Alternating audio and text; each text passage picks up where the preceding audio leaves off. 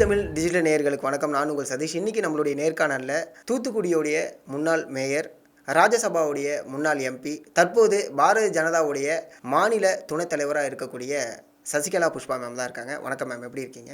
வணக்கம், நல்லா இருக்கேன். ஃபஸ்ட்டு தம்பி தமிழ் மீடியாவுக்கு என்னுடைய மனமார்ந்த வாழ்த்துக்களை தெரிவிச்சுக்கிறேன். நன்றி மேம், தேங்க்யூ. எங்களுடைய இன்வைட்டை நீங்கள் அக்செப்ட் பண்ணிக்கிட்டதுக்கு. இந்த நேர்காணலில் நம்ம நிறைய விஷயங்கள் கேட்டு தெரிஞ்சுக்க போகிறோம். அப்படியே அரசியல், இந்த ஆர்வம் எப்படி வந்துச்சு?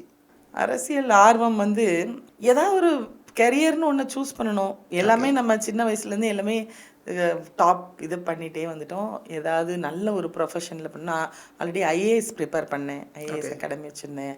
அப்புறம் டிஎன்பிஎஸ்சி ப்ரிலிமினரி பாஸ் பண்ணேன். ஸோ அதுக்கப்புறம் ஒரு நல்ல ப்ரொஃபஷன் போகணும் அப்படின்னு நம்ம யோசிச்சப்போ எனக்கு அம்மாவை ரொம்ப பிடிக்கும். ஸோ இது போகலாம் அப்படின்னு சொல்லி நினச்சிது. அப்போ எனக்கு பாலிடிக்ஸ் பற்றி எதுவுமே தெரியாது. ஸோ ஒவ்வொருத்திட்டையா போய் கேட்பேன். கிளைனா என்ன, ஒன்றியம்னா என்ன, கிளை தலைவர்னா என்ன, நோட்டில் போட்டு எழுதிட்டு இருப்பேன். இதுக்கப்புறம் இது மாவட்ட செயலாளரா, இவங்களுக்கு அப்புறமா அப்படின்னு மனப்பாடம் பண்ணேன் உட்காந்து. ஓகே, அதுக்கும் படிச்சிருக்கீங்க? அதுக்கும் மெமரி பண்ணி எல்லாம். இது என்னது, ஸ்டேட் லெவல் பாடி, அதுக்கப்புறம் இந்த பாடி, இப்படியா அப்படி சொல்லிட்டு கொஞ்சம் கொஞ்சமாக தெரிஞ்சவங்ககிட்டலாம் கேட்டுக்கிட்டு மெமரி பண்ணிட்டு இருந்த காலம் உண்டு. அதுக்கப்புறம் அந்த ஃபீல்டுக்குள்ளே போகும்போது என்னை ரொம்ப அவமானப்படுத்தினாங்க, ரொம்ப கஷ்டப்படுத்தினாங்க. எடுத்த உடனேலாம் பெண்கள் டக்குன்னுலாம் அச்சீவ் பண்ண முடியாது. அச்சீவ் பண்ணலை நான். ரொம்ப ஒரு வாட்டிலாம் ஸ்டேஜ்லேருந்து என்னை அப்படியே புஷ் பண்ணி 3 படி உருண்டெல்லாம் நான் கீழே விழுந்திருக்கேன். என்ன பதவி இருக்கு, நீ ஏன் ஸ்டேஜில் நிற்கிற, கீழே போ அப்படின்னு சொல்லுவாங்க. அப்போ நம்ம அங்கே எங்கேயாவது நின்னோம்னா பிடிச்சி ஒரு தள்ளி உருண்டு கீழே விழுந்த நாள் இருக்கு, மழை பெஞ்சிட்டு இருக்கும்போது. அப்போ நான் அதுலேயும் விடாமல் போய் அந்த மாவட்ட தலைவி வீட்டுக்கு போய் நிற்பேன். மேடம், எனக்கு ஏதாவது ஒரு போஸ்டிங் கொடுங்க, நான் நல்லா ஒர்க் பண்ணுறேன் அப்படின்னு சொல்லிட்டு அப்படிலாம் கஷ்டப்பட்டு தான் வந்தோம். பட் கொஞ்சம் நல்ல அம்மாவுக்கும் எனக்கும் நல்ல சூட் ஆகும். எப்படின்னா அவங்களும் நல்ல டேலண்ட்டை ரெஸ்பெக்ட் பண்ணுவாங்க. நான் ஹைலி டேலண்டட்னு அவங்க ஃபீல் பண்ணதுனால எதுனாலும் என்னை ரொம்ப பிடிக்கும். அப்படியே நைஸ். மேயர் பதவி இது எப்படி கிடைச்சிது, எனக்கு அதை பற்றி சொல்லுங்கள். எனக்கு எம்எல்ஏ சீட் கொடுத்தாங்க. அவங்க கொடுக்கும்போது எனக்கு எம்எல்ஏனா என்ன, எம்எல்ஏ இருந்தால் மினிஸ்டர் ஆகலாங்கிற அளவுக்கு ரொம்ப பெரிய நாலேஜ்லாம் கிடையாது. ஏன்னோ எம்எல்ஏ கொடுத்துருக்காங்கடா, நம்ம பேர் ஓடுதுன்னு என் ஃப்ரெண்ட்ஸ்ட்டு சொல்லிட்டு, எனக்கு இதெல்லாம் இன்ட்ரெஸ்டே இல்லை, அரசியல் பண்ணணும்னு நினச்சேன், சர்வீஸ் பண்ணணும்னு, இது என்னவோ எம்எல்ஏன்றாங்க அப்படின்ட்டு வேணான்னு சொல்லுவோம். போய் நம்மலாம் அவ்வளோ பணம்லாம் நம்மகிட்ட இல்லையே, எப்படி ஃபேஸ் பண்ணுவோம் எலெக்ஷன் எல்லாம் அப்படின்னு நான் என் ஃப்ரெண்டெல்லாம் பேசிகிட்டு இருக்கோம். அப்போ எதேச்சியா அது கூட்டணிக்கு போயிடுது. விஜயகாந்த் சார் அப்போ தான் ஜாயின் பண்ணி டக்குன்னு ஒரு 27 பேருக்கு போகுது. அதில் என்னோட தொகுதியும் ராதாபுரம் கொடுத்துருந்தாங்க, அது போயிடுச்சு. போன உடனே அப்பா பெரிய சந்தோஷம் அப்படின்ட்டு உட்காந்துருக்கோம். ஆனால் என் மனசுக்குள்ள ஒன்று சொல்லிக்கிட்டே இருந்துச்சு, என் அம்மா ஏதாவது நமக்கு செஞ்சுருவாங்க. ஏன்னா என்னை ரொம்ப பிடிக்கும். நான் ரோட்டில் என்ன கூட கூப்பிட்டாங்க, காரை சிஎம்மா போகும்போது கூட நிறுத்தி கூப்பிட்டு பேசிட்டு தான் போவாங்க. நான் போய் உளுந்தடிச்சுலாம் நான் போய் நிற்கவே மாட்டேன் ஒரு நாளும். அவங்க எங்கே இருந்தாலும் என்னை ரெக்கக்னைஸ் பண்ணி நின்று என்னை அந்த அளவுக்கு இழுத்து கொண்டு வந்த மாதிரி தான் கொண்டு வந்தாங்க. Super. So one fine day I been called that இது அப்படின்னு. அப்பவும் நான் எனக்கு மேயர்லாம் வேண்டான்னு சொல்ல போனேன் ஆஃபீஸ்க்கு. அப்போ அங்கே அந்த பூங்குன்றன் சார் அவங்க தான் சொன்னாங்க, அம்மா கிட்ட வேண்டான்லாம் சொல்லக்கூடாது, கோவம் வரும் அம்மாவுக்கு, அதனால நீங்கள் போங்க ஒழுங்கா வீட்டுக்கு, அது பெரிய பதவி உங்களுக்கு தெரியல. நைஸ். சொல்லனா லைக் மேயர் அப்படிங்க சொல்லிட்டாங்க, பட் அந்த ஒரு மொமெண்ட் இருக்கும்ல, நம்ம தான் மேயர், அந்த கோட் போட போகிறோம் அப்படிங்கிற ஒரு மொமெண்ட் இருக்கும்ல, அது இந்த ஆடை வெட்ட கூட்டு போன மாதிரி மேயர்னு சொல்லி உள்ளே கூட்டு போகும்போது வணக்கத்திற்குரிய மேயர் வருகிறார்ன்ட்டு அந்த வெள்ளி செங்கோல் வச்சுட்டு முன்னாடி ஒரு டவாலி போவாங்க. அந்த நாள் வந்தாலே நமக்கு திக்குன்னு இருக்கும். அந்த கோட் போட்டு விடுவாங்க. கோட் போட்டுவிட்டு அந்த 150 பவுண்டில் செயின் போடுவாங்க. அது பேங்க்லேருந்து எடுத்துகிட்டு போடுவாங்க, மேயரோட அந்த ஸ்டேட்டஸ். போடும்போது நான் சொல்லுவேன், ஆடை வெட்ட கூட்டு போறீங்களா, அங்கே கொண்டு உட்கார வச்சுனே அவன் கேள்வி கேட்டு கொல்லுவாங்க, அடிச்சு பிடிச்சி உருளுவீங்க முன்னாடி, என்னை தங்க செயின்லாம் போட்டு கூட்டு போறீங்க அப்படின்னு சொல்லி சிரிப்பேன். நான் சிரிச்சுப்பேன். பட் போய் உட்கார்ந்தோம்னா நம்ம அவ்வளோதானே, நம்மளெல்லாம் கிட்டுன்னு ஆடுவாங்க திமுக காரங்கெல்லாம் பார்த்துட்டு கை இப்படி நடுங்கும் கொரடாவுக்கு என்ன பார்த்தாலே. எனக்கு நான் ஐ எம் ஆல்வேஸ் சைல்டிஷ். நான் எப்பவுமே ஒரு குழந்தைத்தனம் எனக்குள்ள இருந்துட்டே இருக்கும். என்னதான் வெளியே இவ போல்டுமாங்க, இவ பெரிய அப்படி இப்படிமாங்க, எனக்கு எப்பவுமே நான் குழந்தையா தான் தெரியும் அந்த சேர்ல. But I am a good justice to my heart. எப்பவுமே அது டிஎம்கே காரங்களா இருந்தாலும் சரி, வேற கட்சியா இருந்தாலும் சரி, ஏடிஎம்கே இருந்தாலும் சரி, I will be loyal to my party and party men. But அடுத்தவங்க வந்து நியாயமான விஷயம், ஏன்னா மேயருங்கிற பதவி வந்து ஒரு தாய், மாநகர தாயின்னு தான் தமிழில் பேர். ஸோ நம்ம mother cannot be a partial. Correct. அந்த வகையில் வந்து நான் யார் சொன்னாலும் I listen to them. If really it is needed, உண்மையிலே அது பொதுமக்களுக்கு நல்லது பண்ணணும்னா கட்சி பாகுபாடு இல்லாமல் I use to do good thing to them. அதனால தான் எனக்கு மெஜாரிட்டியே இல்லைன்னா கூட பை தட் டைம் நான் மேயராக ஜெயிச்சிட்டேன். ஆனால் எங்கள் ஏடிஎம்கேக்கு வந்து மெஜாரிட்டி பீப்புள் அங்கே கிடையாது, கவுன்சிலர்ஸ். பட் டிஎம்கே அவ்வளோ பேரும் என்னோட சப்போர்ட்டராக அன்னைக்கு இருந்தாங்க. காரணம் நான் அவங்களுடைய பீப்புளுக்கு ஐ சர்வ்ட். இன்ஃபேக்ட் ஒருத்தர் வந்து போஸ்டர்லாம் எனக்கு ஒட்டி அந்த மாவட்ட செயலாளர் கூப்பிட்டு திமுகலாம் அவரை திட்ட, என்ன நீ அவங்க போஸ்டர்லாம் போட்டு, நான் அப்படிதான் ஒட்டுவேன், வேணா என்னை பதவி விட்டு எடுத்துக்கோங்கன்னு சொல்லுவாரு. Still they are in touch to me. அந்த மாதிரி இது ஒரு பாசமான ஒரு புரியுது. பட் இருந்தாலும் நீங்கள் சொன்னீங்களா நிறைய கேள்விகள் வரும் அப்படின்னு சொல்லிட்டு, அது அதோடைய முதல் அனுபவம்னு ஒன்று இருக்கும்ல. கேள்விகள்னா லைக் மேயராக இருக்கும்போது நிறைய பேர் நிறைய கேள்விகள் கேட்டுக்கிட்டே இருப்பாங்க எதிர்கட்சியிலேருந்து. அப்படி கேள்வியா ஒரு கஷ்டமான ஒரு வேலை எதுன்னு கேட்டால் உள்ளாட்சி பிரதிநிதி தான். ஏன்னு கேட்டிங்கன்னா, நீங்கள் 60 வார்டில் உள்ள கவுன்சிலருக்கு பதில் சொல்லணும், 60 வார்டில் உள்ள ஒவ்வொரு பப்ளிக்குக்கும் நான் ரெஸ்பான்சிபிள் அப்படின்னு நினைக்கிறவங்க, ரெஸ்பான்சிபிலிட்டி எடுத்துக்கிறவங்க அப்படி நினைக்கலாம்.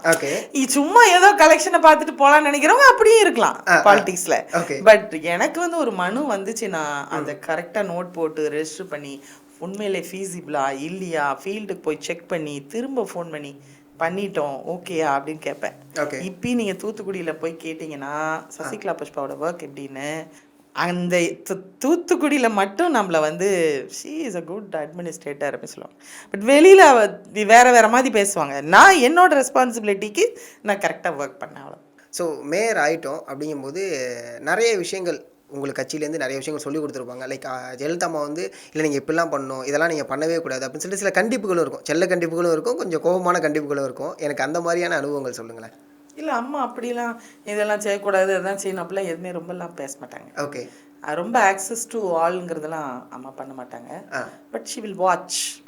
அந்த ஏரியாவில் நம்ம என்றைக்குமே தப்பு பண்ணதில்லை. ஸோ ஃபஸ்ட்டு ஒரு சில விஷயங்களுக்கு எனக்கு சில நெருடல்கள் வந்தது. அதுக்கப்புறம் அரசியல் இப்படித்தான் இருக்கும் போல அப்படின்னு சொல்லிட்டு நான் அதை பாஸ் பண்ணிட்டேன். ஓகே. அது என்னென்ன விஷயங்கள் தெரிஞ்சுக்கலாமா? அது சிலதெல்லாம் சொல்ல முடியாது. புரியுது, சீக்ரெட். ஓகே. இருந்தாலும் கட்சியில் வந்து நிறைய மூத்த தலைவர்கள் இருப்பாங்க. இருந்தபோது நமக்கு மேயர் அப்படிங்கிற போது நிறைய அதுக்குள்ளே நிறைய முரண்கள்லாம் ஏற்பட்டுருக்கும். அதுதான் சொல்கிறேன். நமக்கு மேலே சீனியர்ஸ் இருப்பாங்க இல்லையா? இப்போ ஃபார் எக்ஸாம்பிள் உள்ளாட்சி துறை மந்திரி இருப்பாங்க, அதுக்கு கீழே தான் மேயர் ஃபங்க்ஷன் பண்ண முடியும். ஓகே. அவங்க ஃபண்ட் அலோகேட் பண்ணுவாங்க. ஸோ நமக்கு அவங்க தந்தா உண்டு, தரலன்னா இல்லை. ஓகே. அந்த மாதிரி இருக்கும்போது சில விஷயங்கள் நம்ம போய் ரிக்வஸ்ட் பண்ணுவோம். பெண்கள்னா கொஞ்சம் எல்லா இடத்துலையும் கஷ்டம் தானே, போய் நின்று கேட்டு எல்லாருக்கிட்ட எல்லாம் ஃபேஸ் பண்ணுறாங்க. Amma is a good protector for woman.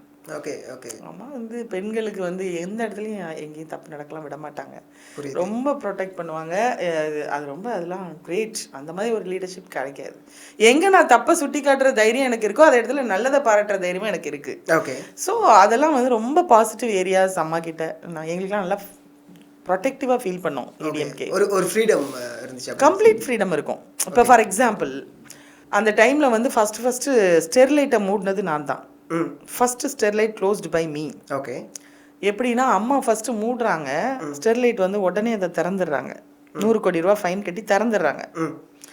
அப்போ நான் அம்மாவுக்கு ஒரு நோட் வைக்கிறேன், இந்த மூடப்பட்ட ஸ்டெர்லைட்டை வந்து மறுபடியும் ஓப்பன் பண்ணிட்டாங்க.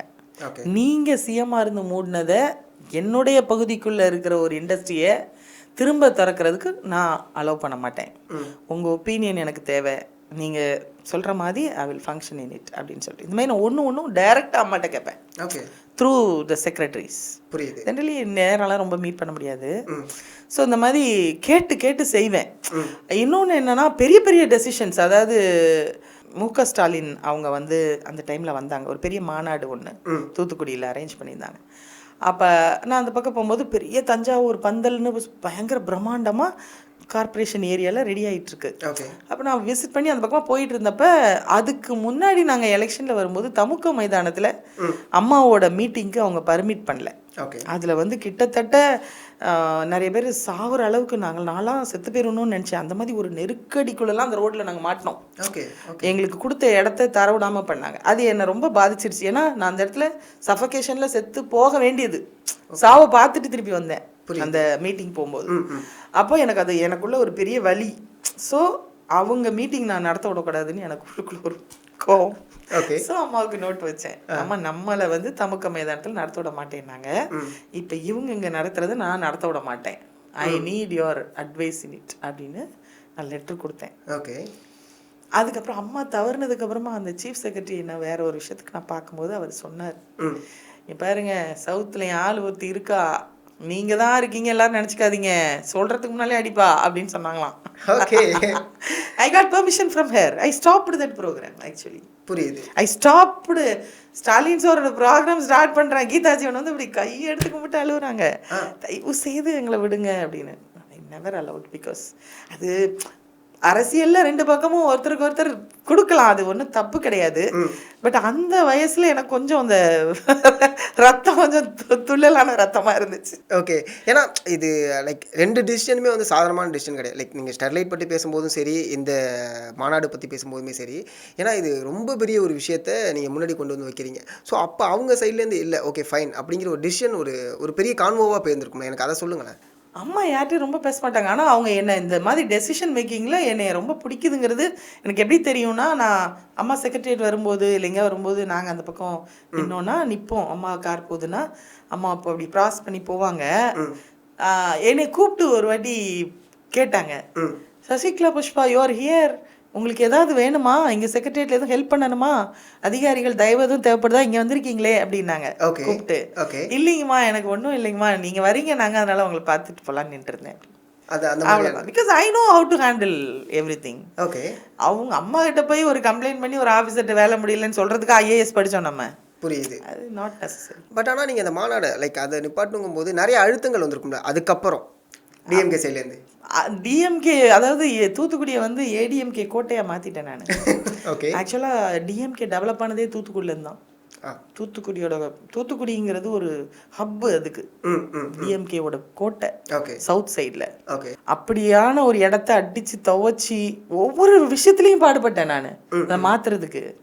ரொம்ப கஷ்டம். இப்போ ஒரு டெண்டர் நடக்குதுன்னா விட மாட்டாங்க. அவங்க கீதாஜீவன் அப்பா பெரியசாமின்னு சொல்லிட்டு அவர் பெரிய ஃபேமஸான ஆள், மாவட்ட செயலாளர். அப்போ அவர் வந்து விட்டே மாட்டார், எல்லாத்துலேயும் தலையிடுவார், வந்து ஆஃபீஸர்ஸை போட்டு பின்னி எடுப்பேன். நோ, டிஎம்கேக்கு பண்ணவே கூடாது, அவங்க நுழைஞ்சு உள்ளே வருவாங்க, நான் நுழைஞ்சு அதை ஸ்டாப் பண்ணணும். அந்த அளவுக்கு ஒவ்வொரு கட்டத்துலையும் நான் போராட வேண்டிய, எங்கள் ஸ்டாஃப்லாம் இதில் போராடி என்ன ஆயிடுச்சுன்னா, இவ ஃபைட்டர், இவ போல்டு, இவ ஃபைட்டர், இவ கத்துவா, இவ கோவக்காரி. நான் நேச்சுரலி ரொம்ப ஜாலி பர்சன், ரொம்ப குழந்தையா விளையாடுறாள். என்னை வந்து அந்த கார்பரேஷன் வந்து அப்படி ஆக்கிடுச்சு. ஒரு கட்டத்துல எல்லாம் நம்ம கார்பரேஷன்ல உள்ள என்ட்ரி ஆனோம்னா அந்த ஸ்டாஃப் அப்படி குதிச்சு ஜம்ப் பண்ணி ஓடுவாங்க பயந்து. அது it's because of the toughness with every activity. So அந்த மாதிரிலாம் என்ன பண்ணுறது, பட் அதை ஃபேஸ் பண்ணி குரங்கு வேஷம் போட்டாச்சு, குதிச்சு தானே ஆகணும். கண்டிப்பாக. நீங்கள் அடிக்கடி லைக் ஒன்று சொல்கிறீங்களா, என்னை பார்த்தாலே வந்து இப்படி மாறிட்டாங்க அப்படி. ஸோ அது ஏதாவது ஒரு இடத்துல வந்து என்னடா நம்மளை பார்த்தாலே ஒரு மாதிரி பார்க்குறாங்களே, லைக் ரொம்ப கோவக்காரினே பார்க்குறாங்களே, நம்ம அப்படி கிடையாது. என்னன்னா ஒரு வாட்டி கார்பரேஷனில் வந்து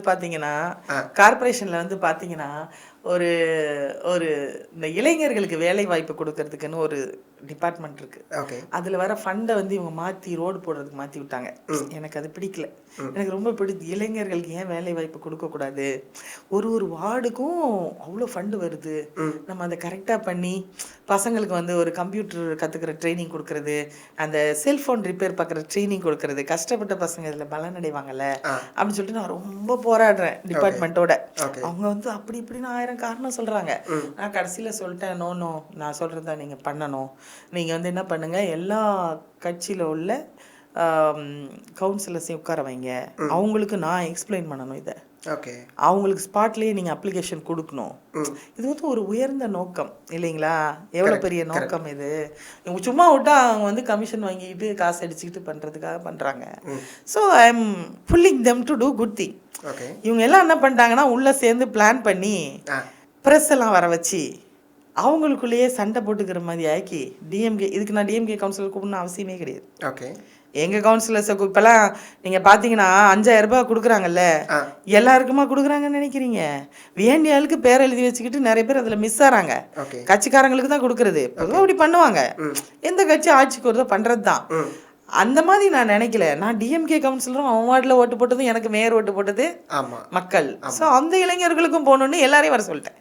இவங்க 2 பேருக்குள்ள வாக்குவாதம் வர வச்சு ஆஃபீஸர்ஸ் மூட்டி விட்டு சண்டையை மூட்டி விட்டு ஒருத்தன் சட்டையை கிழிச்சிக்கிறான், ரத்தம் வருது.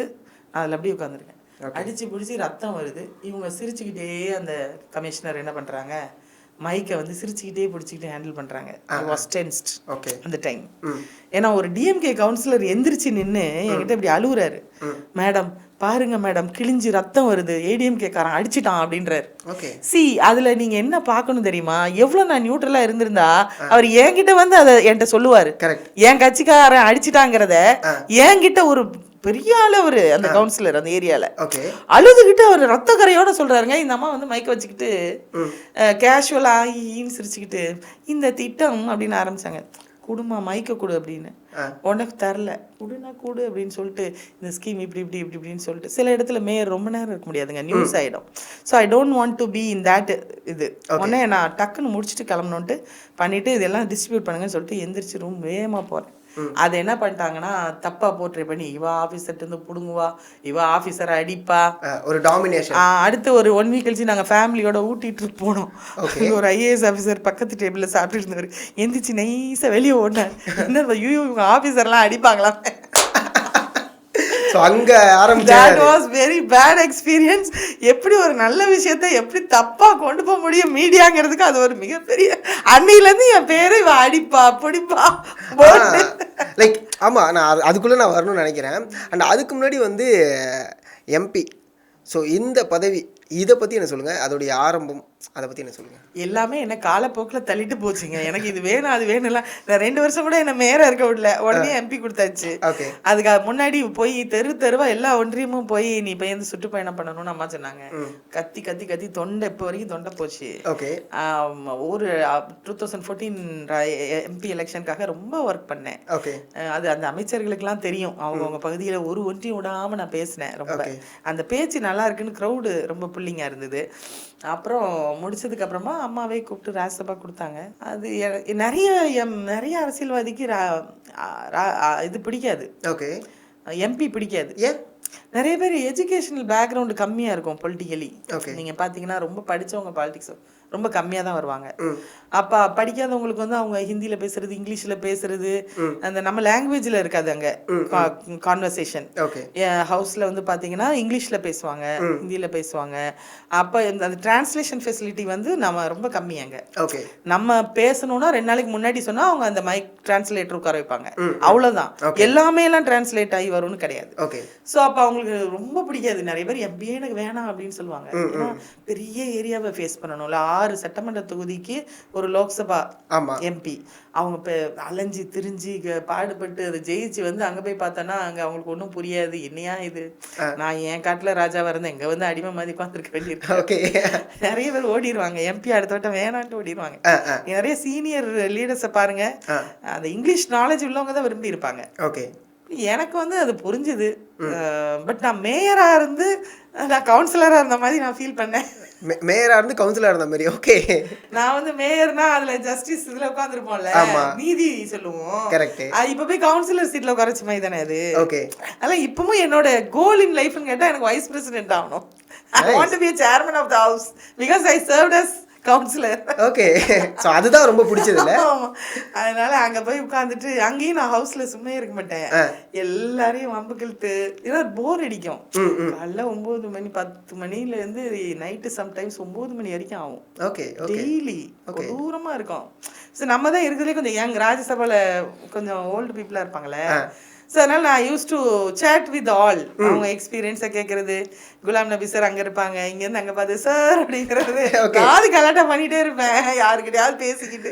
ஓகே, அங்கே ஒரு நாட்டினஸோட தான். ஆமாம் ஆமாம், அப்போ என்னை கிண்டல் கூட பண்ணுவாங்க. ஏன்னா காலேஜுக்கு வந்துருக்கோன்னு நினைப்பேன் அவங்களுக்குலாம். அப்படி விட மாட்டேன், ஒருத்தரையும் கிண்டல் பண்ணி ஜோக் அடிச்சுட்டு I made the house happy. Okay okay, இல்லாட்டி தூங்கிடுவாங்க நிறைய பேர், குறைட்டு விடுவாங்க. ஸோ என்னன்னா ஓகே எம்பி அதுக்குள்ளே இருக்கல, பட் ஆனால் அந்த அறிவிப்பு வந்த ஒரு தருணம் இருக்கும்ல, அதனுடைய எதிர்பார்ப்பு இருக்கும்ல, எனக்கு அதை சொல்லுங்களேன். ஆக்சுவலாக அம்மா வந்து ஒரு பொதுக்குழு செயற்குழுவில் எனக்கு ஒரு 2 நிமிஷம் நன்றி உரை சொல்கிற வாய்ப்பு கொடுத்தாங்க. அது ஃபர்ஸ்ட் டைம் அம்மா வந்து நான் யாருன்னு அம்மாவுக்கு ரொம்ப என் டேலண்ட்டில் என்னென்னலாம் தெரியாது. ஓகே. நான் பேசிக்கலாக ஸ்கூல்லேருந்தே நல்ல பேச்சு போட்டியிலலாம் கலந்துட்டு வந்தாள்ல, ஸோ கொஞ்சம் அந்த மைக் ஃபியர்லாம் ரொம்ப இருக்காது. அப்போ வந்து அந்த 2 மினிட்ஸ் ஸ்பீச் நன்றி உரை நான் ரொம்ப எப்பவுமே நான் அதுக்கு முந்தின நாள் ஈவினிங் தான் சொல்லுவாங்க. அடுத்த நாள் நம்ம பேசணும்னா முந்தின நாள் 7 மணிக்கு இது போல தான் எங்களுக்கு நியூஸ் வரும், அடுத்த நாள் நீங்கள் பேசுகிறீங்க அப்படின்ட்டு. ஸோ நான் வந்து மேயராக இருந்தப்போ ஃப்ளைட் எடுத்து இங்கே ஓடி வந்து நைட்டு ஃபுல்லாக தூங்காமல் அந்த 2 மினிட்ஸ்க்கு நான் ப்ரிப்பேர் பண்ணேன். ஒரு 5 o'clock 6 o'clock வரைக்கும் ஆச்சு எனக்கு. அந்த சாதாரண அந்த 2 நிமிஷம் பேச்சுக்கு நான் எழுதுனதே எழுதிட்டு அதுக்கப்புறம் நான் பார்த்தே வாசிச்சலாம், ஏன்னா மெமரி பண்ணி எதாவது மிஸ் பண்ணிடக்கூடாது, அம்மா முன்னாடி பயம். ஃபர்ஸ்ட் டைம் பேச போகிறோம் அப்படின்னு சொல்லிட்டு அந்த ஸ்பீச்சை நல்லா மெருகேற்றி வச்சுருந்தேன். அது ஒரு எக்ஸலன்ட் ஸ்பீச். எந்த அளவுக்குன்னு சொல்லலாம்னா, எப்பவுமே நன்றி உரைனா பாதியிலே எந்திரிச்சு வெளியே போயிடுவாங்க. ஏன்னா அம்மாவே எந்திரிச்சு வெளியே கிளம்ப ஆரம்பிப்பாங்க. காரில் உட்காருவாங்க, அம்மாவை பார்க்கணும்னு சொல்லிட்டு உள்ளேருந்து எல்லாம் வெளியே ஓடி வந்துடுவாங்க. ஆனால் அந்த ஸ்பீச் நான் டேக் ஆஃப் பண்ண போகும்போது எல்லாரும் பாதி பேர் வெளியே போயிட்டாங்க. அது டேக் ஆஃப் ஆகி அந்த 1 minute கடக்கவும் அந்த உள்ளே இருந்தவங்க எல்லாருமே ஓ ஓ ஓ ஓன்னு கத்துனாங்க அந்த ஸ்பீச்சுக்கு. ஓகே. அப்படி ஒரு பயங்கரமான ஒரு வைப்ரேஷன், அந்த இது ஒரு கர்ஜனை. ஆமாம். அந்த ஸ்பீச் கொடுக்க வர்றதுக்கு முன்னாடி கூட அம்மா வந்து, ஏன்னா நான் அம்மா போய் இப்படி பிளெஸிங் வாங்கிட்டு தான் பேசணும், வேகமாக போய் வாங்கிட்டு அம்மா பார்க்கும்போது நான் பார்க்கல, அம்மாவுக்கு கோமாயிடுச்சு, கடுப்பாக இருந்துச்சு. பேச பார்த்தாலே தெரியும், சொல்லு நம்ம பார்த்தா இவ பார்க்கல அப்படிங்கிற மாதிரி. அதுக்கப்புறம் நான் அந்த ஸ்பீச்சுக்கு அப்புறம் அம்மா என்னோட ஃபேஸை பயங்கரமாக ஹாப்பி ஆகிட்டாங்க. நீ நல்லா இருப்பம்மா அப்படின்னு சொல்லி ப்ளஸ் பண்ணாங்க. இறங்கி போய் நான் அன்னைக்கு நான் வீட்டுக்கு போயிட்டு அந்த CD வாங்கி திருப்பி ஒரு 2-3 நாள் போட்டு பார்த்தேன். எனக்கே மனசுக்கு நான் அம்மா இடத்துல இருந்தா இப்படி ஒரு ஸ்பீச் கொடுத்து ஒரு 5000-10,000 பேர் ஓ ஓ ஓன்னு கத்த விட்டோம்னா அம்மாவாலே உட்கார முடியல சேர்ல, நெளிஞ்சாங்க அந்த ஸ்பீச்சில். அப்புறம் என்ன நினைப்பாங்க அந்த பாஸ் அப்படின்னு நான் அதை திரும்ப என் வீட்டில் போட்டுகிட்டே இருந்தேன். எனக்கு ஏதோ ஒன்று நடக்க போகுது அப்படின்னு எனக்கு நல்லா தெரிஞ்சு, ஆனால் இப்படி நடக்கும் தெரியாது. ஒரு மேயராக இருந்து ஒரு 2 வருஷம் கூட அந்த பதவியில் இருக்க முடியல, உடனடியாக போக வேண்டியதாயிடுச்சு. ஓகே. ஸோ அந்த அறிவிப்பு அப்படிதான் அமைஞ்சது இல்லை அந்த ஸ்பீச். இப்போ இல்லை, அந்த ஸ்பீச்சு என்னன்னா, அப்போ வந்து பார்லிமெண்ட் எலெக்ஷன் வரப்போகுது. 2014 எலெக்ஷனுக்கு முன்னாடி நடந்தது. ஓகே. ஸோ பார்லிமெண்ட் எலெக்ஷன் அப்படிங்கும்போது அம்மாவை வந்து ஒரு நேஷ்னல் லீடராக அன்னைக்கு வந்து அவங்க ஒரு துணை ஜனாதிபதி ஆகிறதுக்கு வாய்ப்பு இருக்குது அப்படிங்கிற மாதிரி போயிட்டு இருந்துச்சு. ஓகே. பிஜேபி வந்து மெஜாரிட்டி இல்லைன்னா அன்னைக்கு நான் மினிஸ்டராக இருந்திருப்பேன். ஓகே. இருக்கலாம், தெரியுது. அது பேப்பர்லேயே மைத்ரேயன் என் ஃபோட்டோலாம் போட்டு இவங்கெல்லாம் அமைச்சர்கள் பட்டியல் பிஜேபிக்கு நாங்கள் கூட்டணி, ஏடிஎம்கே வந்து பிஜேபிக்கு சப்போர்ட் பண்ண போகுது. அப்போ நாங்கள் கண்டிப்பாக 2 அமைச்சர்கள் அம்மா கேட்பாங்க அப்படிங்கிற சிச்சுவேஷன். ஆனால் மெஜாரிட்டி எடுத்துருச்சு பிஜேபி, அதனால எங்கள் சப்போர்ட் அன்னைக்கு தேவைப்படல. ஓகே. பட் ஒரு நேஷ்னல் எலெக்ஷன் வரப்போகுதுங்கிறப்ப ஒரு லீடரை வந்து எப்படி ஃபோக்கஸ் பண்ணி பேசணுமோ அந்த மாதிரி அந்த ஸ்பீச். அது அதில் ஒரு 2 லைன், எனக்கு ஒரு லைன் ஞாபகம் இருக்கு லைட்டா. அக்பரும் பாபரும் ஆண்டு சிறந்த நம் பாரத திருநாட்டில் ஒரு பெண், அதுவும் நம் புரட்சி தலைவி அம்மா அவர்கள் ஆள வேண்டும் என்பதற்காக, அப்படி ஒரு ஸ்டார்டிங் அப்படி வரும், அப்படி போகும் செயின் மாதிரி. ஓகே. ஓகே. ஸோ இதில் அக்பர் பாபர் ஆண்ட இந்த நாடு, அதில் வந்து அம்மா ஆளணும், லைக் நேஷனலிஸ்டிக் வியூ. ஸோ அம்மா என்ன சொன்னாங்களா, இந்த அம்மா மேயராக இருக்கிறதுக்கே தகுதி இல்லாதவங்க, இந்த அம்மாவை தூக்கி நேஷனல் அனுப்புப்பா, இந்த அம்மாவை தூக்கி உடனே சீனியர் லீடர் சொன்னாங்க, அம்மா இப்போதான் எலெக்ஷன் முடிஞ்சு மறுபடியும் ஒரு தேர்தலை சந்திக்கணும், நம்ம நேரடி தேர்தல், நீங்கள் வரணும் அங்கே, இதெல்லாம் நமக்கு கஷ்டம். ஆனால் போய் மேயர் தேர்தல் துக்கடா மேயர், அது தூக்கி அந்த மாதிரி ராசிப்பா. நைஸ். அம்மாவுடைய அறிவுரை நிறைய அறிவுகள் சொல்லியிருப்பாங்க, ஏதாவது ஒரு அறிவுரை எனக்கு டக்குன்னு ஞாபகம் வருது அப்படின்னா? அம்மா கிட்ட எனக்குள்ள எக்ஸ்பீரியன்ஸ் நான் சொன்னேன், நீங்கள் என்ன திமிர் பிடிச்சவங்க கூட நினைக்கலாம், என்ன நம்ப மாட்டீங்க. ஓகே. நான் நிறைய பேர்ட்டு இதெல்லாம் ஷேர் பண்ணதில்லை, நீ ஒரு all lucky to share with. என்னன்னா, அம்மா இப்போ நான் மீட் பண்ணி பேசும்போது என்றைக்குமே நான் அப்படியே குனிஞ்சு மற்றவங்களாம் ஒரு மாதிரியா உழுவாங்கல்ல, அந்த எக்ஸ்பீரியன்ஸே எனக்கு கிடையாது. பிளெஸ்ஸிங் வாங்குவேன், பெரியவங்க கிட்ட பிளெஸ்ஸிங் வாங்குறது வந்து எங்கள் கிராமத்து கல்ச்சர் அது உண்டு. அதுவும் கூட அப்படி ஓடி போய் பக்கத்தில் விழுந்தப்பலாம் அவங்ககிட்ட எங்கே நிற்கிறனோ அங்கேருந்து தரையை தொட்டு கும்பிட்டு அவங்களை பார்த்து கும்பிடுவேன். அதெல்லாம் அவங்களுக்கு ரொம்ப பிடிக்கும். அந்த டீசென்சி, அந்த கொஞ்சமாக பேசுறது, வளவள நின்று பேசிட்டு இருந்தால் பிடிக்காது அவங்களுக்கு. வந்தம்மா மேட்ரை பேசினமா போனோமா என்னம்மா வேற எதுவும் இருக்கா அப்படின்னு கேட்டுட்டு அப்படி தான் கேட்பேன் நான் எப்பயுமே. ஸோ அவங்கக்கிட்ட வந்து நான் ரொம்ப உளுந்தடிச்சுக்கிட்டு போகாததே அவங்களுக்கு என்னை ரொம்ப பிடிச்சது. அண்டு ஒரு முக்கியமான ஒரு விஷயம், அவங்க வந்து மகளிர் அணி செயலாளரை என்னை ஆக்குறதுக்காக கூப்பிட்டு விட்டுருந்தாங்க. அப்போ எதுக்கு கூப்பிட்டாங்கன்னு தெரியாது. கூப்பிட்டு வெயிட் பண்ணி சிஎம்மாக இருக்கும்போது செக்ரட்டரியேட்டில் மீட் பண்ணாங்க. அப்போ அம்மா சொன்னாங்க, இந்த மாதிரி உங்களை எது கூப்பிட்டேன்னு தெரியுமா? தெரியாதுங்கம்மா, மகளிர் அணி செயலாளர் ஆக்க போகிறேன் அப்படின்னாங்க. ஐயோ அம்மா, எனக்கு நான் சின்ன வயசு, அதெல்லாம் உண்மையிலே எனக்கு அதை ஹேண்டில் பண்ணுற அளவுக்கு இப்போ பக்குவம் இருக்குமானா எனக்கு தெரியும். 32 இயர்ஸ் இருக்கும் வயசு. அவங்க வளர்மதி மேடம், கோகுலேந்திரா மேடம், அவங்கெல்லாம் வந்து சீனியர்ஸ் பார்த்த பதவி. எவ்வளோ பெரிய கட்சியில் எவ்வளோ மகளிரை நம்ம ஹேண்டில் பண்ணணும் பொறுமையாக, அவங்களுக்கு அதுக்குள்ளே எக்யூப்டாக நம்ம இருக்கணும்ல. ஸோ நான் சொன்னம்மா, அது எனக்கு வயசு ரொம்ப கம்மி, எவ்வளோ சீனியர்ஸ் இருக்காங்கம்மா, அவங்களுக்குலாம் இந்த பதவி கொடுக்கலாமே அப்படின்னு. ஏன்னா I want to be happy always in my life. எனக்கு வந்து நல்ல பிஸ்னஸ் பண்ணணும். நான் விமன் என்டர்பிரனர், 4-5 பிஸ்னஸ் பண்ணிட்டு அதையே ஃபாலோ பண்ணிட்டு இருப்பேன். ஜாலியாக என்னோட ஃபேமிலி ரொம்ப பெருசு. எல்லாரோடையும் ஒரே வாரத்தில் 2 நாள் சொந்தக்காரங்க எல்லாம் ஜாயின் கெட் டுகெதர், இப்படி அப்புறம் ஃப்ரெண்ட்ஸு, இப்படியே ஒரு சந்தோஷமாக வாழ்க்கையை லீட் பண்ணுறது தான் எனக்கு பிடிக்கும். ஒரு ரெஸ்பான்சிபிலிட்டி வந்துருச்சுன்னா அதை வந்து ஏமாற்றிட்டு போகிறது என்னால் முடியாது. மோர் ரெஸ்பான்சிபிலிட்டிஸ், மோர் பதவிகள், நான் அதெல்லாம் அவ்வளோ எதிர்பார்க்கவே இல்லை. ஒரு வாரத்துக்கு ஒரு பதவி வரும். அந்த பதவி கொடுத்த உடனே அடுத்து அதுக்கு வேலை பார்க்கணும். அப்ப பொக்கே அம்மாவுக்கு கொடுத்தே எனக்கு தீராது. வாரத்துல 2 நாள் 3 நாள் கார்டன்ல பொக்கே அம்மா மீட் பண்ணது. ஃபார் எக்ஸாம்பிள், நாங்க கேண்டிடேட்னு வச்சுக்கோங்களேன், அதுக்கு முன்னாடி அம்மாவை சந்திக்கணும், தேர்தல் முடிஞ்சோடனே சந்திக்கணும், பதவி ஏற்றப்புற சந்திக்கணும். கரெக்டா? அடுத்தது முடிஞ்சோடனே எம்பி, அதுக்கு இடையிலேயே அடுத்தடுத்து பதவி, அப்புறம் எம்பி போட்டவுடனேயும் எம்பிக்கு முன்னாடி சந்திக்கணும், எம்பிக்கு அப்புறம் சந்திக்கணும், கண்டெஸ்ட் பண்ணும்போதுக்கு முன்னாடி நாமினேஷன் கொடுக்கும்போது சந்திக்கணும், அதுக்கப்புறம் சந்திக்கணும். அதுக்கப்புறம் பார்த்தீங்கன்னா பதவி வாங்கினதுக்கப்புறம் பார்த்தா கொறடா, அவ்வளோ எம்பிக்கு என்னைய போய் கொறடாவை போட்டாங்க. நான் சின்ன வயசு. ஏங்க, கொறடா பதவி வந்து ஈஸி கிடையாது. எவ்வளோ பெரிய சீனியர்லாம் உட்காந்துருப்பாங்க, அவங்கள வந்து நான் யாருக்கு எது பில்லு யார் பேச போகிறான்னு நான் தான் ஒதுக்கி கொடுக்கணும். அப்போ எந்த பில்லு வருது, நான் காலையில் 8 மணிக்கு போய் வாட்ச் பண்ணணும். என் நிம்மதி போச்சா? புரியுது. ஸோ நான் அது எனக்கு பிடிக்காது. எனக்கு நான் ஜாலியாக என்னுடைய வேலையை பார்க்கணும், பிஸ்னஸ் பார்க்கணும், பார்ட் டைமாக பாலிடிக்ஸ் வச்சுட்டு இருக்கலான்னு வந்தவன். என்னைய பிடிச்சி ஃபுல் டைம் புரியுது. 8 மணிக்கு நான் போய் அங்கே போய் என்ன பில்லு வருதுன்னு பார்த்தா தான் 11 மணிக்கு தொடங்கும் போது நான் மைத்திரி என்னன்னா இதை பேசுங்க, நவநீத கிருஷ்ணன் இதை பேசுங்க, விஜயா இதை பேசுங்க, ரபி பெர்னாட் இதை பேசுங்க, மனோஜ் பாண்டியன் இதை பேசுங்க அப்படின்னு நான் கொடுக்க முடியும். கரெக்டுங்களா? ஐ ஷுட் பி கண்டினியூஸ்லி இந்த சிஸ்டம் இல்லையா? என் நிம்மதி போச்சா? அதனால எனக்கு வேற வழி, அம்மா சொல்லிட்டாங்க செஞ்சுதான் ஆகணும். நான் என்ன பண்ணேன், எல்லா எம்பியும் உட்கார வச்சுக்கிட்டு மீட்டிங் போட்டு அம்மா வந்து வராங்க கார்டன்ல. நான் உடனே அப்படியே நைஸா, நான் மகளிர் அணி செயலாளர், ஃபர்ஸ்ட்ல போய் உட்காரணும். ஒரு 10 ரோவுக்கு கழிச்சு உட்கார்றேன். உட்கார்ந்துட்டு இப்படியே ஒரு யாரோ முதுகு பின்னாடி ஒளிஞ்சு உட்கார்ந்துருக்கேன். ஏதாவது பதவி கொடுத்துடக்கூடாது கடவுளே, பதவி தாங்க முடியல அப்படின்னு உட்கார்ந்துருக்கேன். எல்லாம் தலைவர் இவங்க அப்படின்னு, அப்பா நம்ம கொடுக்கல தப்பிச்சோம் அப்படின்னு. துணை தலைவர் இவங்க, அப்பா அப்பதான் அப்படி தலையை அப்படி இந்த பக்கம் கொண்டு வந்தா கொறடாவாக அப்படின்னு என்ன பார்த்து சசிகலா புஷ்பாவை போச்சு. எந்திரிச்சு அம்மா அப்படின்ட்டு போன. அடுத்து போக்கே வாங்க, அடுத்து கொறடாவுக்கு முன்னாடி, கொறடாவுக்கு பின்னாடி, ஓகே வெயிட்டிங். Okay, nice. நிறைய மெமரிஸ் இருக்கு. அம்மா அவர்கள் இறப்பு எந்த அளவுக்கு பாதிச்சுது என்னையா? அந்த டைம் கொஞ்சம் எனக்கு ரெஸ்ட்லெஸ் பீரியட். நான் வந்து ரொம்ப நன்றியோடு இருக்கணும்னு நினைக்கிற பொண்ணு. எனக்கு லைஃப்பில் எதெல்லாம் கிடைக்குதோ அங்கெல்லாம் நான் போக முடியாமல் போயிடும். அது என்னவோ என் தலையெழுத்து. ஸோ நான் போனேன், அம்மா டெத்துக்கு போனேன். அப்போ ஹை கான்ட்ரவர்சி உள்ள டைம். நாலேஜ் எடுத்து அப்படி போய் பார்த்துட்டு தான் நான் வந்தேன். ஸோ என்னோட நன்றி அம்மாவுக்கு வந்து என்னை வந்து பெரிய ப்ராப்ளம்ஸ் வந்தது.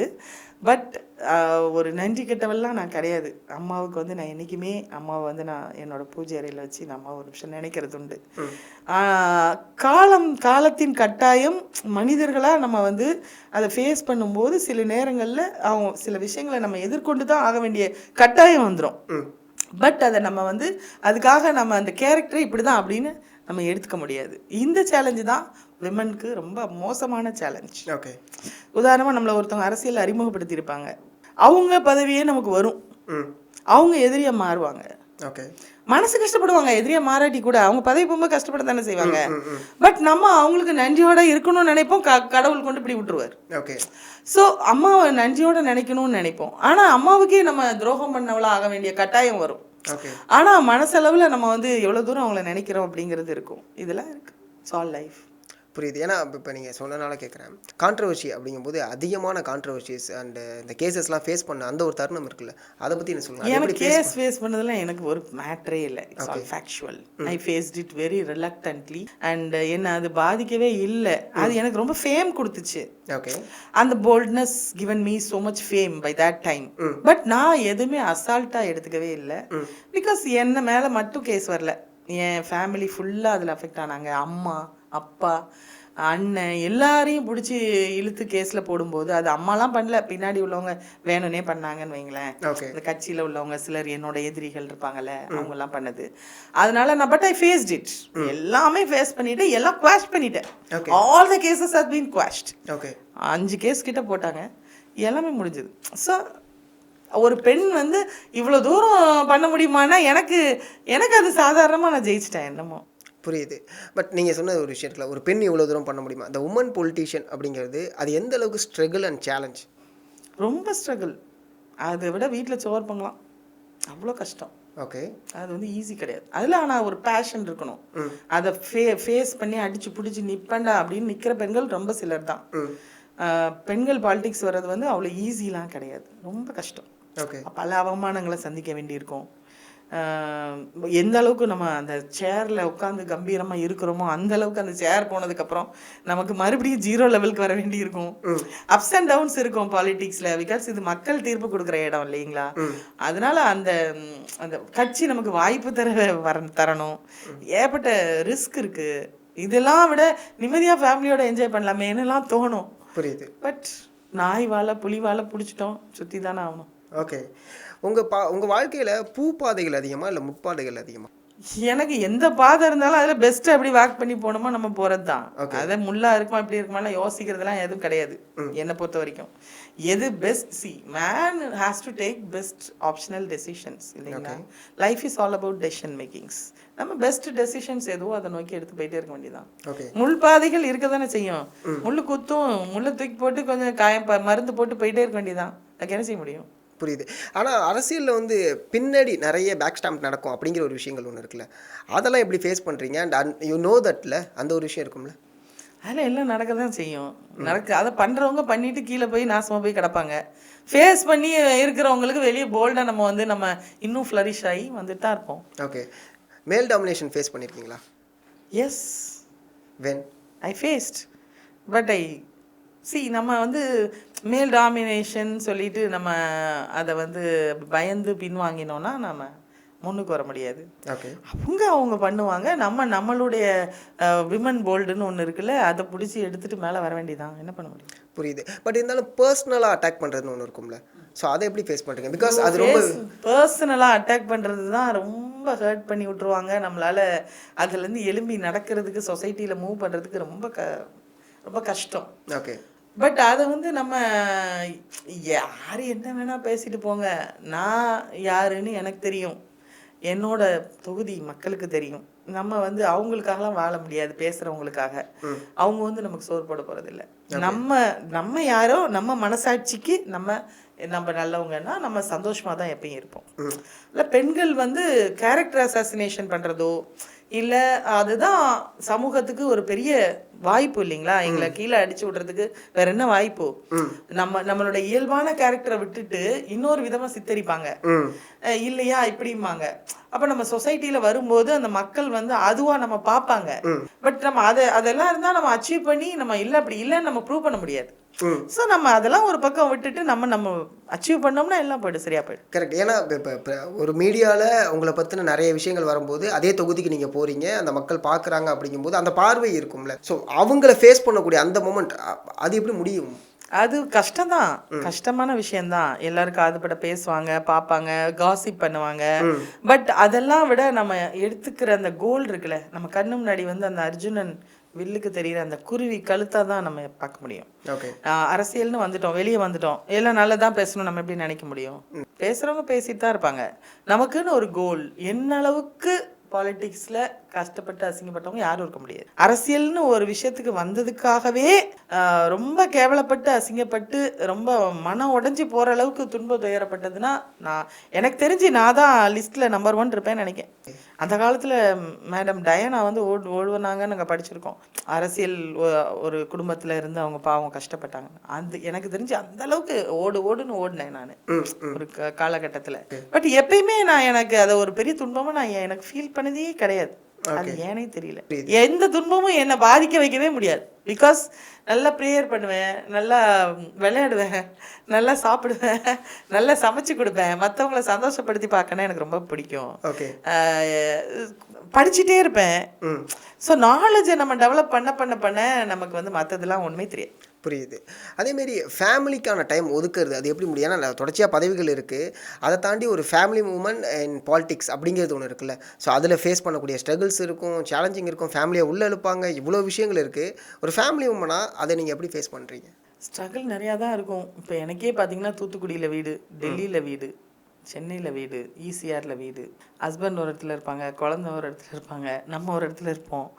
எல்லாம் குக்கை வச்சு சமைச்சு நம்ம இருக்கும்போது சமைச்சு கொடுக்குறது அவங்க ஹாப்பியாக இருப்பாங்க. ஸோ அது எல்லா பொலிட்டீஷியனுக்கு இருக்கிற கஷ்டம் தானே. ஒன்று கிடச்சா ஒன்று நம்ம சாக்ரிஃபைஸ் பண்ணி தான் ஆகணும். பட் இருந்தாலும் பாதிப்பு அங்கே அதிகமாக இருக்கும்ல. ஃபார் எக்ஸாம்பிள் இல்லை, எங்கள் வீட்டில் வந்து பார்த்தீங்கன்னா எல்லாமே நல்லா ஹைலி எஜுகேட்டடுங்கிறதுனால நல்லா அண்டர்ஸ்டாண்ட் பண்ணிப்பாங்க. Okay. They will help me rather. இப்படி பண்ணு சோர்ந்து போய் இப்படி அப்படிலாம் யாருமே பண்ண மாட்டாங்க. ரைட் ஃப்ரம் மை அம்மா சைடும் சரி, ஹஸ்பண்டும் அவங்களும் நல்ல மோட்டிவேட்டட் பர்சன். எதையும் எனக்கு லீகல் சப்போர்ட் அந்த டைமில் கொடுத்ததே அவங்க தான். ஸோ ஃபுல் அண்ட் ஃபுல் அவங்களும் நல்ல ஹை சப்போர்ட், எனக்கு பிரச்சனை கிடையாது. ஓகே. தூத்துக்குடி எந்த அளவுக்கு மிஸ் பண்ணுறீங்க? ரொம்ப பிடிச்சது சென்னையா தூத்துக்குடியா? எனக்கு தூத்துக்குடி ரொம்ப பிடிக்கும். ஓகே. சென்னை என்டர்டெயின்மெண்ட் பிளேஸ் எனக்கு பிடிக்கும், ரெண்டுமே பிடிக்கும். ஆனால் தூத்துக்குடி தான் மக்களோட அட்டாச்மெண்ட் உள்ள இடம். சூப்பர். தூத்துக்குடியில் லைக் இந்த பிளேஸ் எனக்கு ரொம்ப பிடிக்கும், இங்கே தான் நான் என்னுடைய லோன்லினஸை இங்கே தான் கழிப்பேன் அப்படின்னா? அங்கே வந்து சுனைன்னு ஒரு இடம் இருக்குது. ஓகே. அது அப்படியே ஃபுல்லாக தேரிக்காடுன்னு சொல்லுவாங்க. அரிஞ்சுனை காத்த ஐயனார் கோயில் அப்படின்னு சொல்லிட்டு அப்படியே தண்ணி, மரம், ரெட் சாண்டு, அங்கே வந்து இந்த கொல்லாங்கொட்டை மரம்னு சொல்லுவோம், அந்த மரம் அப்படி பழம் பறித்து டைரெக்டாக சாப்பிட்லாம். நான் மோஸ்ட்லி அங்கே போய் காரை கொண்டு விட்டுட்டு ஓடி பிடிச்சி விளையாடுறது எனக்கு ரொம்ப பிடிக்கும். இந்த தேரி மண்ணில் ஓடி பிடிச்சி என் ரிலேட்டிவ்ஸ் எல்லாம் துரத்தி ஓடி பிடிச்சி அப்படி சுற்றிக்கிட்டு இருப்போம். அது ரொம்ப இப்பயுமே. லாஸ்ட்டாக எப்போ போனீங்க? ஒரு 1 month பேக். எங்கள் அப்பாவோட தங்கச்சி அத்தை மாதிரி எல்லாருமே ஓடி பிடிச்சி விளையாடுவோம், ரொம்ப ஜாலியாக. எங்கள் ஃபேமிலி ரொம்ப பெருசு. ஸோ எல்லாம் தூத்துக்குடி ஸ்லாங் எங்கேயுமே நாங்கள் பார்க்கலையே. தூத்துக்குடி ஸ்லாங்னா என்ன? இலங்க வாரியா சாப்பிடு. ஓகே. இப்போ நீங்கள் கிளாசிக்கல் டான்ஸர்னு சொன்னனால கடைசியாக இப்போ டான்ஸ் ஆடினீங்க? எப்பவுமே ஆட்டம் தான். அதெல்லாம் ஒரு நாளும் மிஸ் பண்ணுறதில்ல. யாரோட பர்த்டேனாலும் சரி, பரதநாட்டியம் சாங்னா நம்ம தான் ஃபர்ஸ்ட் டான்ஸ். அதெல்லாம் வைக்கப்படாமல் எல்லாரும் ஃபேமிலியோட இறங்கிறதா. மழை பெஞ்சா நல்லா டான்ஸ் ஆடுறது எனக்கு ரொம்ப பிடிக்கும். மழையில் நல்லா டான்ஸ் பரதநாட்டியம் போட்டுட்டு. மேம், உங்களுடைய ஆரம்ப வாழ்க்கையிலேருந்து எல்லாமே பேசியாச்சு. இப்போ அப்படியே ஏடிஎம்கே டு பாஜக, எனக்கு இதை பற்றி சொல்லுங்கள், இந்த நிகழ்வு எனக்கு அதை பற்றி சொல்லுங்கள். பொதுவாக வந்து ஒரு கட்சியிலேருந்து அடுத்த கட்சி வர்றதுங்கிறது எனக்குலாம் ஒத்துக்கவே முடியாத ஒரு விஷயம். என்னால் வந்து ரொம்ப நன்றியோடு இருக்கணும்னு நினைக்கிற பொண்ணு. ஆனால் வாழ்க்கையில் வேறு வழியே இல்லைங்கும்பொழுது நம்ம வந்து ஒரு கட்சியிலேருந்து இன்னொரு கட்சி வந்துட்டோம். ஆனால் எந்த பார்ட்டி டிசைட் பண்ணலாம் அப்படிங்கிறப்ப எனக்கு வந்து பிஜேபியோட ஐடியாலஜிஸ் வந்து ரொம்ப பிடிக்கும். ஓகே. ஸோ அந்த நேஷ்னலிஸ்டிக் ஐடியாலஜிஸ், தேசப்பற்று, அந்த மாதிரி ரொம்ப simple and humble party. So 1 to 1 connect பண்ணணும்னு ஒரு சாதாரணமாக தரையில் இறங்கி போகிற மாதிரி ஒரு பார்ட்டி. எந்த பெரிய லீடர்ஸுமே ஒரு பந்தா இருக்காது. ஆர்எஸ்எஸ்காரங்க எல்லாருமே வந்து ஒரு எப்பவும் ஒரு நம்மளை பண்படுத்திக்கிட்டே இருக்கக்கூடிய ஒரு பார்ட்டி. ஸோ எனக்கு இது ரொம்ப பிடிக்கும், இப்பயும் பிடிக்கும். அந்த அரசியல்வாதினாலே ஒரு பெரிய மமதையோட, ஒரு திமிரு, அந்த சீட்டுக்குள்ள அகங்காரத்தோட, அப்படி கண்ணே பாருங்க அரசியல்வாதிகளுக்கு இது இப்படித்தான் இருக்கும். எப்படி இருக்கும் பாடியில் நமக்கு வந்து நமக்கு அப்பெல்லாம். நான் வெளிநாட்டில் போய் எம்பிஏ படிச்சுட்டு வந்த ஆள், சிங்கப்பூரில் 3 வருஷம். அங்கெல்லாம் பிரைம் மினிஸ்டர் வந்தால் யார் ரோட்டில் பண்ணாலும் கண்டுக்கவே மாட்டாங்க, மதிக்க மாட்டாங்க. ஸோ அந்த சிஸ்டம்லேருந்து வந்தனால எனக்கு வந்து எப்பவுமே அது என் உடம்புல ஹம்பிள் சிம்பிளிசிட்டிங்கிறது இருக்கனால இந்த பார்ட்டியோட ஐடியாலஜி எனக்கு அந்த விஷயத்தில் ஃபஸ்ட்டு பிடிக்கும். ரெண்டாவது நல்ல எல்லா ஒரு தமிழ்நாட்டில் கால் ஊனணும்னு போராடிட்டு இருக்கிற ஒரு கட்சி. ஸோ அதில் நம்மளாலான கான்ட்ரிபியூஷன் என்ன உண்டோ நம்ம பண்ணலாம், நம்ம ஃபேஸ் வேல்யூவை நம்ம அந்த கட்சி கொடுக்கலாம். அந்த கட்சியில் உள்ள லீடர்ஸ், இப்போ நம்ம நேஷ்னல் பார்ட்டி இல்லைங்களா, நேஷ்னல் பார்ட்டினா எனக்கு ரொம்ப பிடிக்கும். ஸ்டேட் பாலிட்டிக்ஸ் பார்த்துட்டோம். ஸோ நேஷ்னல், நான் ஏற்கனவே ராஜ்யசபாவில் இருந்ததுனால most of the leaders of this party எல்லாமே நாங்கள் பார்த்துருக்கேன், ரொம்ப நல்லவங்க. அதனால எனக்கு இந்த பார்ட்டி ரொம்ப பிடிச்சது. ஸோ அப்படி தான் போனது. பட் இதுக்குள்ளேயுமே வந்து பார்த்தீங்கன்னா சில பாலிடிக்ஸ் உங்களை ஃபேஸ் பண்ணிருப்போம். அதுலேயுமே வந்து பார்த்தீங்கன்னா பொறுப்பு தரும்போது இல்லை நம்மளுக்கு முன்னாடி உள்ளவங்களாம் இருக்காங்களே அப்படிங்கிற சில விஷயங்கள் நடந்திருக்கும்ல, அது ஃபேஸ் பண்ணிங்களா? இல்லை, எல்லா கட்சியிலையும் எல்லா பிரச்சனைகள் விமனுக்கு எஸ்பெஷலி வரதான் செய்யும். நானே நிறைய கமிட்டியில் பேர் போடல வைக்கலன்னா உடனே ஃபோன் பண்ணி ஏன் போடல அப்படின்னு கேட்பேன். அதை வந்து பேசாமல் விட்டுட்டு போகிறவங்களுக்கு தான் ஐயோ ஐயோ ஐயோ ஐயோன்னு. We are a street fighter இல்லைங்களா, அதனால நான் யூஸ் டு கால் என்ன பார்ஷியாலிட்டி, ஏன் போடல, என்னை விட அவர் அச்சீவ் பண்ணிட்டாரா, 6 வருஷம் உட்காந்துட்டு வந்திருக்கேன் பிரைம் மினிஸ்டரோட, ஏன் போடல அப்படின்னு நான் கேட்பேன். I use to ask with anybody. I will not give up my rights. Because everything is my hard work இல்லையா, every minute I spent for politics இல்லைங்களா, so I will not give up. அது அமிக்கபிளா. அதுக்கு மிஞ்சி போச்சுன்னா அப்புறம் நம்ம direct fight தான். அதுல எங்கேயுமே காம்ப்ரமைஸ் கிடையாது. சண்டைன்னு முடிவு பண்ணிடுச்சுன்னா நம்மள எங்கேயும் நம்மளை விட்டு கொடுத்து நம்ம மனசு கஷ்டப்படவே கூடாது. நம்மளை கஷ்டப்படுத்துறானா அவன் தான் அழுவணும், நம்ம அழக்கூடாது. இது சரி, முட்டி பார்த்துறது தான். அவ்வளோதான். Super ma'am. மேம் அதே மாதிரி இங்கே தமிழ்நாட்டில் வந்து பாஜக கால் ஊனவே முடியாது அப்படிங்கிற மாதிரியான ஒரு விஷயங்களை பேசிகிட்டு இருக்க மத்தியில் நீங்கள் எப்படி பார்க்குறீங்க அதை? இல்லை, தமிழ்நாட்டில் பாஜக வரைய முடியாதுன்னு தான் சொன்னாங்க. போன தடவை 4 எம்எல்ஏ வந்துட்டாங்க இல்லைங்களா, அதே மாதிரி இப்போ அடுத்தடுத்து இட்ஸ் அ டெவலப்பிங் பார்ட்டி. கொஞ்ச நாள் எடுக்கும். பிரைம் மினிஸ்டரே பாருங்களேன், எவ்வளோ நாளைக்கு ஒரு அடிக்கடி இங்கே வராங்களே, பிரைம் மினிஸ்டர், ஹோம் மினிஸ்டர் எல்லாரும் வந்து தமிழ்நாட்டை தூக்கியே தீரணுங்கிறதுல இருக்காங்க.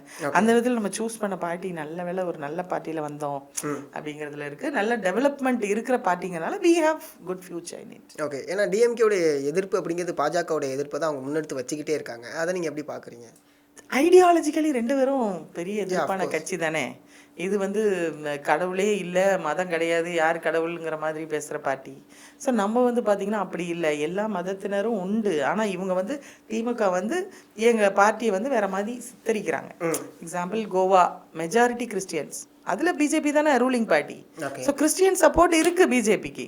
முஸ்லீம்ஸ் மெஜாரிட்டி ஹைதராபாத் மாநகராட்சி நாங்கள் எடுத்திருக்கோம். ஸோ அப்போ அதில் முஸ்லீம் சப்போர்ட் இருக்குது. ஆனால் இந்த ஸ்டேட்டில் மட்டும் இவங்க திராவிடியன் மாடல்னு சொல்லிக்கிட்டு இவங்க வந்து மத நம்பிக்கைகளை வச்சே இவங்க பண்ணி பாலிடிக்ஸ் பண்ணலான்னு பார்க்குறாங்க. அந்த கிறிஸ்டியன்ஸை வந்து தூண்டி விடுறது இவங்க நிறுத்தினாலும் நிறுத்தாட்டி இவங்க பிஜேபி வந்து ஓவர்டேக் பண்ணியே ஆகும். தமிழ்நாட்டை பிடிக்கிறது உறுதி. ஓகே, ஏன்னா தலைவர்கள் அடுத்தடுத்துன்னு மாறிக்கிட்டே இருக்காங்கல்ல, ஸோ அதை நீங்கள் எப்படி பார்க்குறீங்க? இல்லை, இது 3 வருஷத்துக்கு ஒருக்கா தலைவர் மாற்றம் வந்து இயல்பான தானே. ஏன்னா முன்னாடி வந்து அண்ணாமலை அவர்கள் இருந்தாங்க, இப்போ நயனா நாகேந்திரன் இருக்காங்க. ஸோ இந்த டிஃப்ரென்ஸ் எப்படி பார்க்குறீங்க? அண்ட் இவங்களுடைய 2 பேரோட வியூ எப்படி நீங்கள் பார்க்குறீங்க? இல்லை, 2 பேருமே அவங்கவுங்க பதவிக்குள்ள வேலையை. அண்ணாமலைஜி பொறுத்த வரைக்கும் யங் பாலிட்டிஷியனாக இருந்தால் கூட is hard work in his அந்த அவருடைய இதுக்கு முன்னாடி அவர் வேலை பார்த்த அந்த இது இங்கே ஸ்ப்ரெட் ஆயிடுச்சு தமிழ்நாட்டில். ஒரு நல்ல ஐபிஎஸ் ஆஃபீஸர்ப்பா அவர், நம்ம தமிழ்நாட்டில் ஒரு ஐபிஎஸ் வராருப்பா பாலிடிக்ஸ்க்கு. எத்தனையோ பேர் ஐபிஎஸ் படிச்சுட்டு வந்திருக்காங்க. ஆனால் கூட அண்ணாமலைக்கு இருந்த ஃபேம் வந்து வேற யாருக்குமே கிடையாது. காரணம் வந்து அவர் வந்து ரொம்ப மனிதர்களோட உணர்வுகளுக்கு மரியாதை கொடுப்பார், நல்ல மனுஷன். அதனால அது வந்து கண்டிப்பா அது ஸ்ப்ரெட் ஆகும். நீங்க நல்ல விஷயத்த மறைக்கவே முடியாது. எவ்வளவுதான் அலிகேட் பண்ணி அமுத்தணும்னு பார்த்தாலும் பால் மாதிரி அவங்க மேல வந்துருவாங்க. அது மாதிரி ஒரு நல்ல குட் ஹார்ட்டட் மேன்ங்கிறதுனால அவர் நல்ல ஷைன் ஆனாரு. நயனா நாகேந்திரன் பொறுத்த வரைக்கும் அவர் சீசன்ட் பொலிட்டீஷியன். அவர் அரசியல் ஏற்கனவே ஒரு அமைச்சராக இருந்தவர், ஒரு பெரிய கட்சியில அம்மா பேரவை தலைவரெல்லாம் இருந்தவர், அவர் செயலாளரா. ஸோ பெரிய நிர்வாகத்தை அவர் மேனேஜ் பண்ணவர். ஸோ அவருக்கு ஒரு பொலிட்டிக்கல் எக்ஸ்பீரியன்ஸுங்கிறது அவர் டு த கோர் அவர் ஃபேஸ் பண்ணவர். அமைதியாக உட்காந்து வேலையை முடிச்சிருவார் அவர். அந்த மாதிரி ஒரு பெரிய நாலேஜ் உள்ளார். ஸோ 2 பேரும் அவங்கவுங்க ஸ்பியரில். ஓகே. அதுமாரி நேத்தி ஓபிஎஸ் அவர்கள் திமுகவில் இணைஞ்சது வந்து ஏடிஎம்கேக்கு ஒரு பின்னடைவு அப்படிங்கிற மாதிரியான மக்கள் மத்தியில் ஒரு பார்வை ஒன்று இருக்குது. அது மாதிரியான நிறைய விமர்சனங்கள் வைக்கிறாங்க. நீங்கள் எப்படி பார்க்குறீங்க அதை? இது ஏடிஎம்கேக்கெலாம் பின்னடைவு கிடையாது, ஓபிஎஸ்க்கு தான் பின்னடைவு. எந்த வகையில்? எந்த விதத்தில் ஒரு எனக்கும் கூட நான் போய் டிஎம்கே போய் சேர்ந்துருக்கலாம். ஐடியாலஜிக்கலி நம்ம வந்து ஏடிஎம்கேல இருக்கும்போது திமுக எதிர்க்கிறோன்னே நாங்கள் பேசுவோம் மைக்கில். அப்போ அந்த ஒரு எதிர்ப்பு பார்ட்டியில் இப்போ பிஜேபி நீங்கள் சொல்கிறீங்க கால் ஊனலைன்னு, நான் வரும்போது நாள் எம்எல்ஏ கிடையாது. ஆனால் இந்த பார்ட்டி ஏன் வரோம், நம்மளால டிஎம்கே உள்ள பிடிக்காது, மனசுக்கு ஒப்பாது.